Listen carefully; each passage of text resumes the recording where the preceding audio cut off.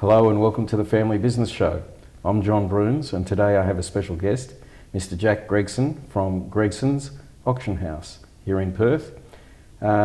First off, I'd like to thank Tech, our sponsors for today, great peer mentoring organisation of which I do share a part and take pride in being a member of.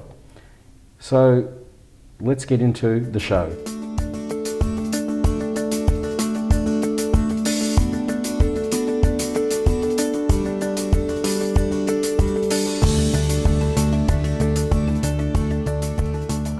And I have with me Jack Gregson. Hi Jack. Hi John, how are you? Very good, welcome to the show. Thanks for having me. It's really our pleasure.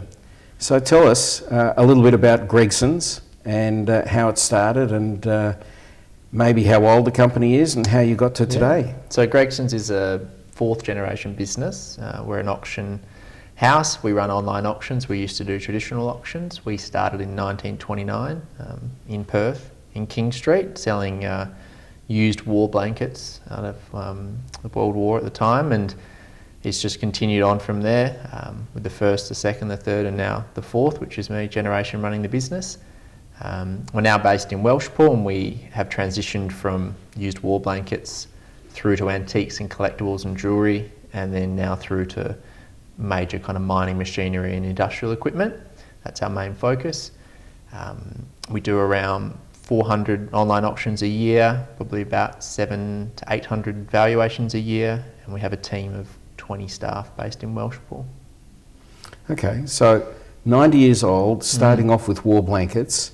This is your great-grandfather. Yes. Did he have other family members working in the business in those days? I think at the time it was just, his nickname was WG, which was William. I believe it was just him. It's hard to find kind of records on it, whether it was his cousins or brothers or sisters. I know that when it transitioned from him to my grandfather and his brother, Bob and Don, that's when a lot of the family members started to get involved, and there was cousins and brothers and sisters, and typical family business with around kind of 60 staff at one stage, with probably a quarter of them being somewhat related to the Gregson family. And then my dad obviously joined straight out of school, and he was there up until about his 30s, and then he jumped out to do his own thing for a little while, and the original business shut, and we took the name back, but in reality it's the same lineage the whole way through for the 90 years, just with a little gap. So there's been a change where there was a whole lot of family in the second generation. Then your dad bought it back.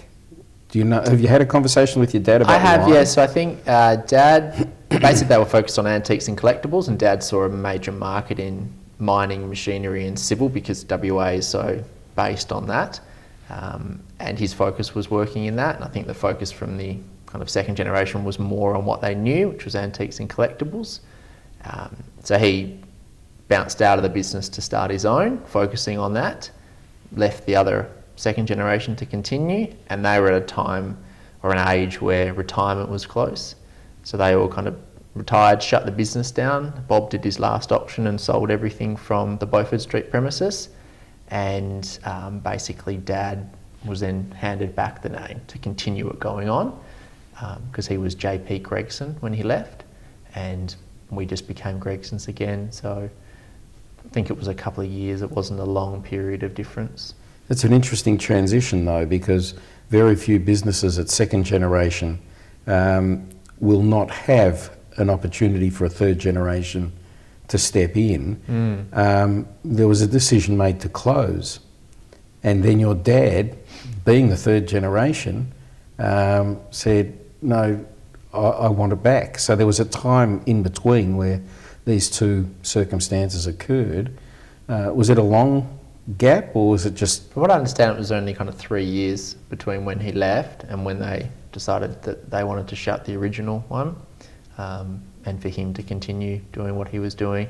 And he just kept basically going with what he wanted to do, which was mining, machinery and civil equipment. Yeah. It's interesting, I see it as a clean break, really, an interesting way to take on a family business or to continue it, because really just taking the name gives that continuity. But the existing business, if the other generations, the older generations, didn't have issues about who was going to get it, how much they were going to get for it, how were we going to look forward for our retirements. Yeah. And there was no pressure on your dad as to what he had to do to gain the business, if there was going to be anything in that issue of a transition. Yeah, I mean, if you look at the business structure now, it's a lot simpler because of that. I think if you looked at a business that was 90 years old and had continued the whole way through, the ownership structure would be very complicated for Dad, and then for me it would be even more complicated to become involved in it. So in a way, I believe it's fortunate that that happened, because really at the moment, you know, any discussions of ownership happen between Mum, Dad and myself. That's it. Nice We're and not clean. bringing cousins and grandfathers in to discussions, which I think would be very stressful, and I know from talking to other people in family business that becomes very complicated. Well, the more people, the more views you have. Definitely. So your dad takes the business on, grows the business, but I believe you didn't come straight into the business. No, so I worked in the business on school holidays and, you know, whenever Christmas and things like that, when Dad needed me, probably more when I needed money rather than him needing me. And then when I finished school, I went to university and did a Bachelor of Commerce with kind of investment and corporate finance and accounting, and then moved from there into insolvency accounting, which is essentially turnaround and restructuring, which is closely linked to auction houses, because an insolvency firm, if it needs to sell equipment, will have to engage an auctioneer. So the reason I kind of moved into that environment was because a lot of the friends of Dad were clients that he'd built over the years, and so spending time with them, if we went away or we'd have dinner and they'd come over, they would talk about their jobs. So then I ended up in insolvency, and I did my CPA at a company called Quartermenta for 3 years, and then we engaged, I think Dad engaged Grant Thornton, the private business division, to touch base with me when he needed someone to come in. Had a few people quit, and it was just a bit of a lean time in the business when they needed someone else, and I was probably ready to finish what I was doing in restructuring. And through Kim Heyman at Grant Thornton, we came up with a plan and a strategy to join the business so that it was fair and equitable, and put a few barriers in place in terms of, you know, when we're allowed to talk about business and when we're not, and then joined, and that was 7 years ago. So, Rules are really important, aren't they? About what you can do. And I'm guessing it was a signed document, or maybe just an agreement that this is how we're going to act. There's a lot of discussion at the time. I don't think we did come up with a strategy about 2 years into work, which is essentially what I called kind of Strategy 2020, which was a 5-year plan on what we're going to do between Dad and I and how the business works, which we're pretty much in the last year of now, obviously leading into 2020. But the first initial discussions was more just verbal, about my role, where I would sit within the company, what I would do, you know, remuneration, things like that.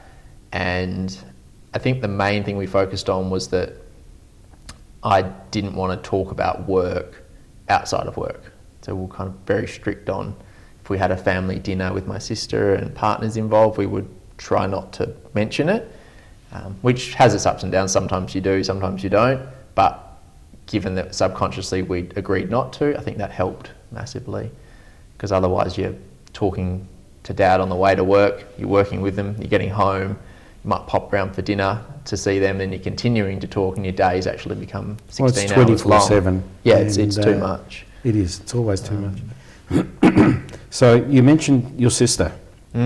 She's not in the business? No, she's not in the business, no. Okay.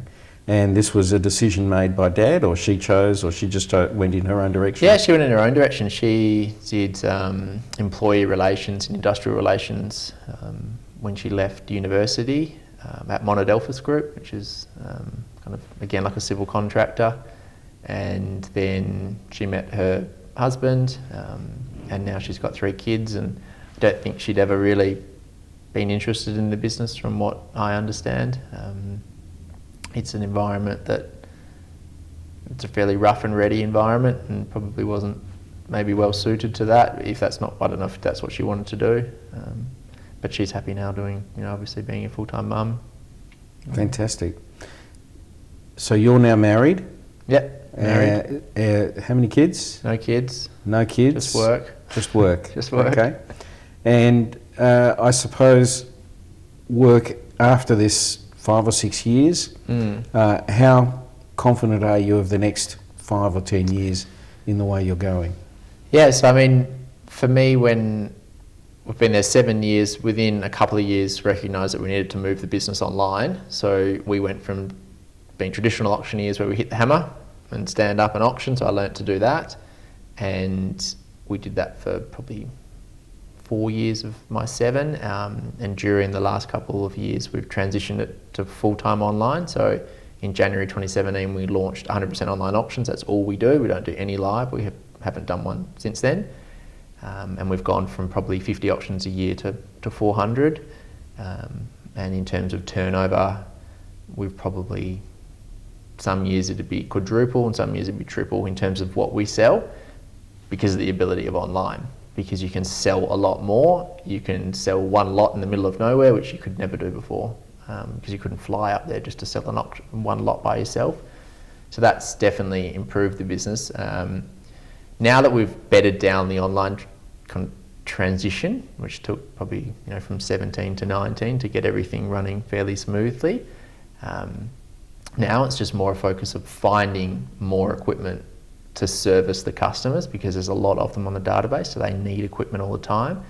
And we would have a minimum of 7 auctions a week. You need to have equipment to have that. So for us, we want to continue growing that. And if you can get to 500 auctions a year and increase a couple of staff to manage that, would be a positive.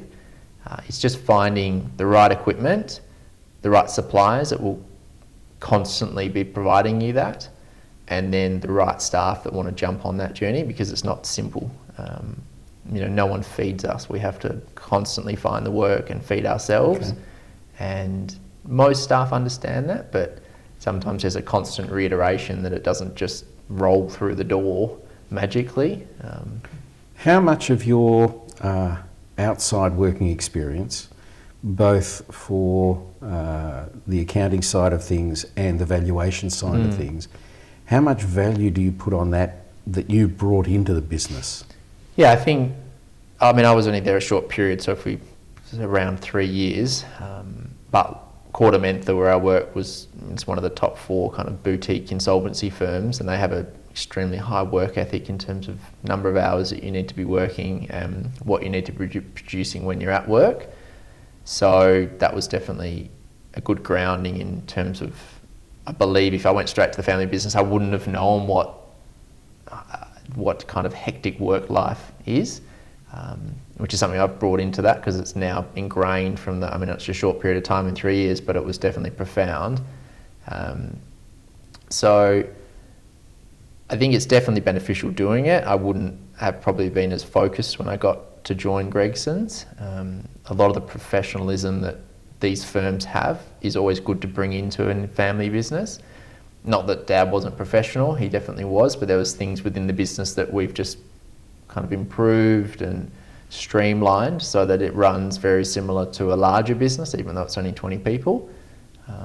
And that keeps us competitive, because what I think a lot of people and our clients don't understand is that we're a team of 20 auction house kind of competing with businesses that have 400 to 1,000 staff regularly every week. So we have to have the same offerings, the same professionalism, like documentation has to look the same, and that I probably wouldn't have been able to achieve that if I didn't know what it looked like from the start. So working in a very professional firm and then bringing those skills across. Fantastic. So you got to a point where, you're at the point now, your dad is still there, you're there. Is there any issue there between you? Are you sort of saying, come on Dad, when are you going to leave? So with Dad, he actually in December last year said I'll have January off, and hasn't come back. So he's completely relaxed now. He's done 3 weeks this year of full-time work, and that's just when I had 2 weeks off and another week when we had a kind of engineering valuation that we needed some help on.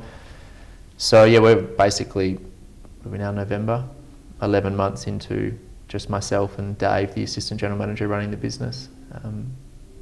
We definitely didn't talk about it much. We basically said have January off, and then I said, look, I think have February, and then it became March, and then March we said, look, why don't you stay till the end of financial year so that we can look at the 6 months before Christmas and the 6 months after Christmas and say, well, if there was a dramatic shift in revenue and problems at work from the first 6 to the second 6, then you're coming back. And if there's not, well, we'll just keep doing what we're doing, which has worked. I think sometimes if you overplan it, so if we'd sat down and really talked about it and said on this date we're going to cut you out and do that, it might not have worked. I feel this has worked pretty well because it's been progressive. It's worked for you. Yeah, it's worked for us, and that's probably how Dad and I work. It's Yeah. just we're not overly fond of very, very formal meetings and agreements. It's more just, this is working, let's keep doing it. So he's pretty happy. How often do you talk to your dad, or did you talk to your dad, up until the time he sort of stepped away? Because you're saying we didn't have many formal meetings, so... Just between Dad and I, we would always catch up. So last year when he was there, he was there 5 days a week, so we'd see each other. We have a kind of Monday team meeting where we plan the week. And then we would normally, if we were driving to work, we might talk. We never booked in just a John and Jack sit down and talk spot in our week. We would normally just bounce off each other during the course of the week. So if we had a quote that needed to be done, we would walk in and talk about it, which is how we liked it. And we're always on the road in our job because we're always looking at equipment or going out to valuation. So a lot of it is just phone calls where you're driving, because we drive all the time. We're always driving and talking to different team members about where we've been or about where we're going. So it's just all day calling each other. Okay. So let's think about the challenges a little bit. What are some of the challenges you've had to face in not just the last 5 years, but that you've seen in your time both before coming into the business and some of the challenges you've faced while you've been in the business? Yeah, I think challenges before working at a kind of boutique insolvency firm. A little bit of work-life balance. I spent 18 months in Collie running a coal mine, which was in administration, then finished that job and went straight to a motel/hotel/restaurant in Busselton and ran that for another 6. So there was a big expectation just to get out there and work it out yourself and sort it out, which is good, but it can be stressful. Then coming into the business, I think one thing it takes a while to learn is no one's going to do it for you.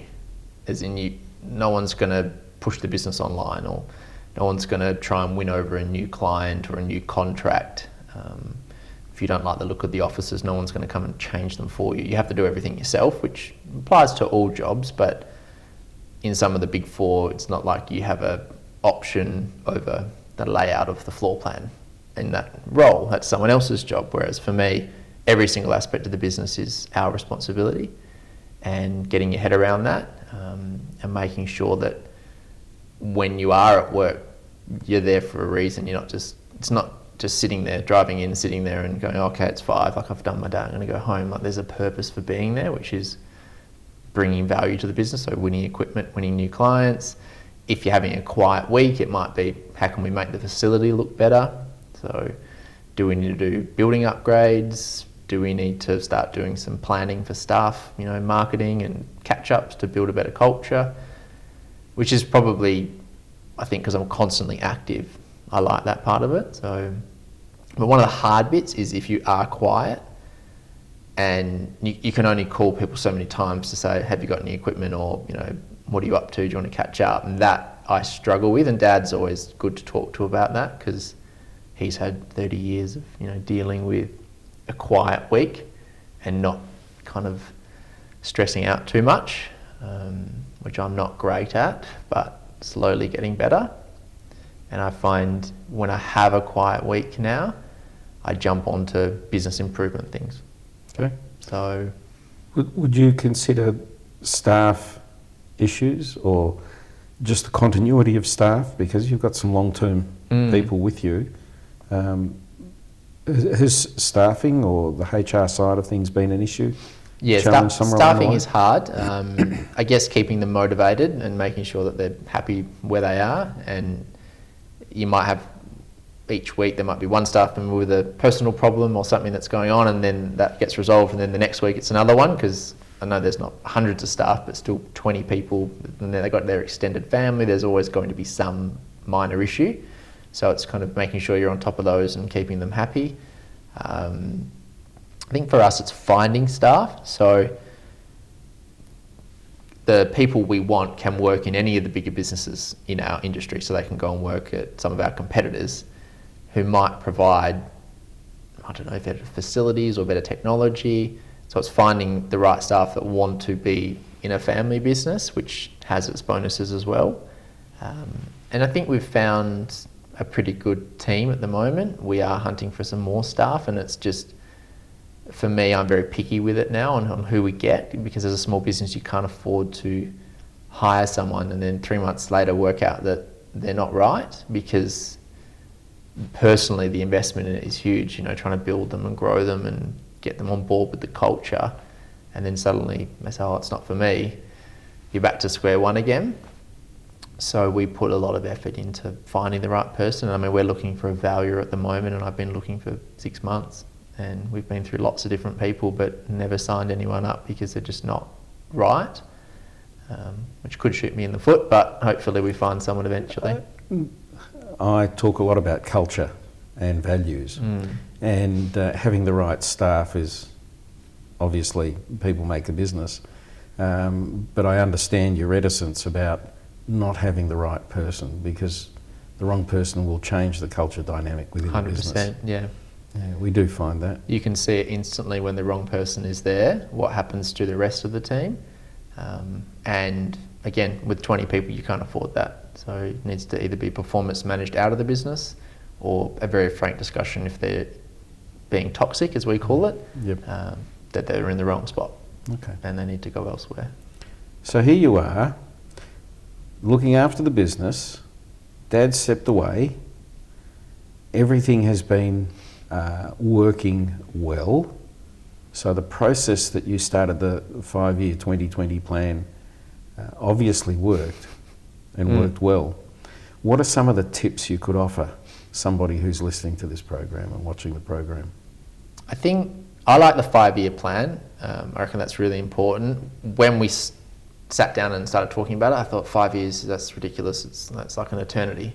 But it's gone super quick. And we had, there was equity hurdles and things related to remuneration in there, which seemed really far away, but they weren't. And they make more sense now looking back, that you've really got to earn your stripes, in terms of you can't just, because you're a family member doesn't mean that you get any form of special treatment. So I think sitting down with your father or mother or whoever it is that you're in the business with and talking about that 5-year journey, and then in the 4th year of it, sitting down and planning the next 5-year journey, and putting some little performance hurdles in there and some focuses on, well, what do you want to achieve in the 1st year, and what do you want the business to look like in the 5th? And some of them might seem crazy. Mine was, well, we need to be 100% online, I think, in the 4th, and we were already there in the 2nd, I think, or 2nd and a half. Like, we just pushed through and got it done. I think I'm not good at this, and I wish I could do it more, is like being very open with your family member that you're in the business with, so your mum or your dad or sister or whoever it is. But those conversations are very difficult. I find it's easier to be honest to someone you don't know that well than your own family member. But that could be dynamics of relationships with them. So, well, you've got a lifetime of experience, so you know what can happen if you say it the wrong way. It can be taken. Yeah, exactly. So misunderstood. Being open there. I think at the time we did the 5-year plan, we were obviously talking with Grant Thornton, and then we didn't continue that, and we probably should have. I think that would have been beneficial. So I would say, if you've got outside advisors, keep them involved. It doesn't mean, every Monday you ring your advisor and talk about it, but I would say like a quarterly or every 6 month catch up with the family members and the private advisors, just to see what's happening. If there's any issues, talk it out. It's a much safer environment to talk about it when there's someone in the room that's a mediator. Talk to me more about this outside advisors, because from where I sit, I truly believe that families need some external person to be there to help the family, help the family work through the issues that do surface. I think we were probably too independent, and that falls back on that you have to feed yourself. We're very independent business. We do everything ourselves. We organise everything ourselves. We're control freaks on it. So we were probably a little threatened maybe with people coming in and trying to tell us what to do, when in reality we probably should have just sat there and said, well, they can come in every 6 months and we'll have a chat. We'll take it on board if we want. We don't have to if we don't want to, but at least we've documented it and talked about it. Because there's certainly ideas and things that they'll come up with that you won't, because you're stuck in the middle of trying to run the business. You're not, that's where your focus is on. And a private advisor isn't. They're just looking at it from a helicopter view going, oh, well, did you guys realise that you could be doing this or this? Or, hey, in 3 years, this particular valued staff member's retiring. Have we put in a strategy to replace them? So, which you'll always learn. You'll work out as you go, but you might not work it out at the best time. And they might be able to see that early because they know the business, but they're having a much more relaxed and outside view of what's happening inside. Okay. So, no more tips?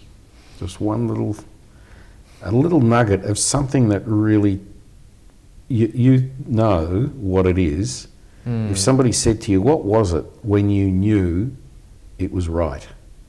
To be doing what you're doing? Yep. I would say, for me, like setting within reason what appear to be unachievable objectives.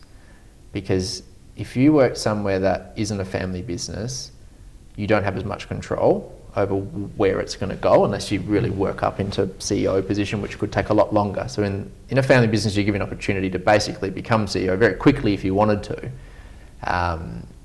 And with that comes control of a business and responsibility, but it also gives you the ability, if you know what you're doing, to transform something if you think it's going to be more beneficial to that business. So for me, when we came up with the idea of going online, that was not achievable, really. If I look back on it, like it came at a cost, and was very naive of me to think, oh, we'll change a business that's 87 years old, that's just been doing this, we'll just flip it over next year and, happy days and work it out. But in a way, being driven to push that and push to a goal that from the outside, I think a lot of people were like, this isn't going to work. And it did, like setting something that if that's where you think you can get to, go for there and see what happens, because I think you will get there eventually. And it's worked for us. That's great. Just that unachievable goal that you never know you're going to get. That little extra 10%, that great. Has made a world of difference for us, because I don't know what we would be doing if we didn't move online. Okay. I don't know how many staff we'd have, where would the business be, how competitive we would be. At the time, it wasn't done for survival of the business. It was done because I liked the idea of an online business. And that's because your head's stuck in the middle of that. You're so busy.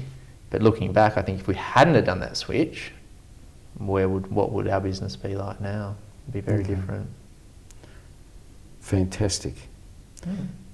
There are so many things that I hear from you that are really beautiful steps that you've been able to work with your mum and dad and your sister. You've transitioned where you're now CEO of the business, mum and dad are enjoying their time outside of the business. And probably the last question I'll ask you is, what does the next 5 years hold? So that'll be 2020 to 2025. So we've got to get to kind of mid-year next year, and then we'll start that process. I don't know, because when I started in the business, I was all about transformation and, you know, growing the business to become national and taking over the world, and then recognised that the online was critical. You know, that was the extra 10%. We had to do that. We had to push hard. However, a business like ours, national, I believe would be less profitable than it is now. So it's always a hurdle of looking at, the idea might be great, but is it worth doing? That's definitely part of it. So I know there's room to grow. I just don't know how much room to grow in a business of our size. We definitely need a few more staff to facilitate some of our growth in our valuation division, and also some retirements that are happening, or one retirement in particular that will be a big kind of gap in our business that we're trying to fill at the moment. So we can bed down a few more staff to assist probably me in terms of finding equipment. I would say in the next 1 to 2 years will be basically smooth sailing, so keeping it kind of as it is, but bedding down a few of those gaps that are going to appear. So with Dad being out, with his kind of right-hand man retiring at the end of next year, and then training some of the junior guys to come up into those positions and help out. And then after that, I think if we can increase the volume of what we sell each year, would be great. We've been trying. It's just, in our world, we don't really do contractual work. Okay. So there's no one, you're not signing a dotted line saying, here's $20 million worth of equipment to sell annually. It just doesn't really happen. So somehow working out how we do that within our business. Where do we find these contracts? How do we create them? If we've already got clients that we work with closely, do we create contracts with them and say, well, look, we'll be your preferred person at a reduction in commission? So trying to think of some ways to utilise what the business has, but cement it a bit more, so that we can make sure that the business will continue to grow. It will now in relationships, but they don't last forever, and people change. So it'd be really nice in our business to have some form of legal document within reason that lets us sleep a little better at night and know that there's always a little trickle of gear coming in, and then we can obviously continue what we're doing, which is winning jobs and winning equipment to sell and winning valuations. I think you and I are going to have a great goal-setting conversation offline. Yeah. Look forward to it. I can imagine. Thanks, Jack. Thanks for very having much. Me. Yeah, appreciate it. I just want to thank Jack Gregson, our special guest today from Gregsons Auctions, and thank Tech for sponsoring today's show. Please subscribe, enjoy watching the show. Just click in the little button in the corner. If you want to ask a question, email me at john@johnbroons.com, and I'd love to hear your comments and hear your questions. Thanks very much.